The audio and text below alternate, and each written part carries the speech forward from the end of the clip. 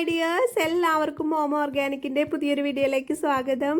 എന്താണ്, എല്ലാവർക്കും സുഖമല്ലേ? അപ്പോൾ ഞാൻ ഇന്ന് വന്നിട്ടുള്ളത് നമ്മുടെ ശംഖുപുഷ്പം വെച്ചിട്ട് ഇപ്പോൾ വൈറലായിക്കൊണ്ടിരിക്കുന്ന നൈറ്റ് ജെൽ എങ്ങനെയാണ് മേക്ക് ചെയ്യുക എന്ന് പറയാൻ വേണ്ടിയിട്ടാണ്. അതിനു മുന്നേ നമ്മുടെ ചാനൽ ആദ്യമായി കാണുന്ന കൂട്ടുകാരാണെങ്കിൽ ദയവായി ഒന്ന് സബ്സ്ക്രൈബ് ചെയ്യണം. നിങ്ങൾക്ക് എൻ്റെ വീഡിയോ ഒക്കെ കണ്ട് ഇഷ്ടപ്പെടുകയാണെങ്കിൽ ലൈക്ക് ചെയ്യണം, ഷെയർ ചെയ്യണം. നിങ്ങളുടെ വിലയേറിയ അഭിപ്രായങ്ങൾ എന്തായാലും കമൻറ്റ് ചെയ്യണം കേട്ടോ.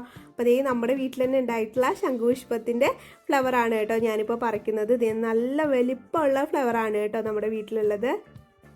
ഇപ്പോൾ ഒട്ടുമിക്ക വീടുകളിലും നമ്മുടെ ശംഖുപുഷ്പം വെച്ച് പിടിപ്പിക്കുന്നുണ്ട്. നമുക്കത് ഉള്ളിലേക്ക് കഴിക്കാനും അതുപോലെ തന്നെ നമ്മുടെ സ്കിന്നിലേക്ക് യൂസ് ചെയ്യുമ്പോഴും നല്ല റിസൾട്ടാണ് കേട്ടോ. അതുകൊണ്ട് തന്നെ എല്ലാ വീട്ടിലും ഇപ്പോൾ നമ്മുടെ ശംഖുപുഷ്പം വെച്ച് പിടിപ്പിക്കുന്നുണ്ട്. അപ്പോൾ അതേ ഞാൻ ഫ്ലവറുകളൊക്കെ കൊടുന്ന് വെച്ചിട്ടുണ്ട്. ഇനി നമ്മുടെ ജെല്ലിൽ ഞാൻ ആഡ് ചെയ്യാൻ പോകുന്നത് നമ്മുടെ രാമച്ചമാണ്. രാമച്ചോ നല്ലതാണ് കേട്ടോ നമ്മുടെ സ്കിന്നിലേക്ക് നമ്മൾ യൂസ് ചെയ്യുന്നത്.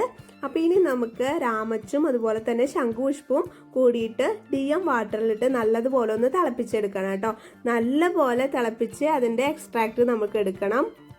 അപ്പോൾ നമുക്ക് കുറച്ച് നാൾ മുന്നേ വരെ ശംഖുപുഷ്പമൊന്നും കിട്ടിയിരുന്നില്ല കേട്ടോ. അപ്പോൾ ഞാൻ അടുത്ത വീടുകളിൽ പോയിട്ടാണ് കളക്ട് ചെയ്തിരുന്നത്. ഇപ്പം നല്ല രീതിയിൽ തന്നെ നമ്മുടെ വീട്ടിലും ശംഖുപുഷ്പം വിരിഞ്ഞ് തുടങ്ങിയിട്ടുണ്ട് കേട്ടോ. വളരെ സന്തോഷമാണ് അതുകൊണ്ട്. അപ്പോൾ ഇനി നമുക്ക് DM വാട്ടറിൽ ശംഖുപുഷ്പം രാമച്ചും കൂടി നല്ല രീതിയിൽ തിളപ്പിച്ച് വറ്റിച്ചെടുക്കണം കേട്ടോ. ഞാനൊരു 100 ml വാട്ടറാണ് ആഡ് ചെയ്തിട്ടുണ്ടായിരുന്നത്. അത് ഞാനൊരു 40 ml വരെ വറ്റിച്ചെടുത്തിട്ടുണ്ട് കേട്ടോ.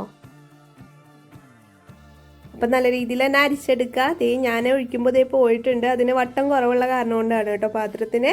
ഇനി നമുക്ക് ഇതുപോലെ ഒരു ബൗളിലേക്ക് അലോവേരയുടെ ജെല്ല് ഇട്ട് കൊടുക്കാം കേട്ടോ. ഇത് ഇവിടെ തന്നെ മേക്ക് ചെയ്യുന്ന അലോവേരയുടെ ജെല്ലാണ്. നിങ്ങൾക്ക് റീസെല്ലിങ്ങിന് വേണമെങ്കിൽ നമ്മൾ തരുന്നതാണ് കേട്ടോ. അപ്പം ഞാനൊരു 100 ഗ്രാമോളം അലോവേര ജെല്ല് ഇവിടെ എടുത്തിട്ടുണ്ട്.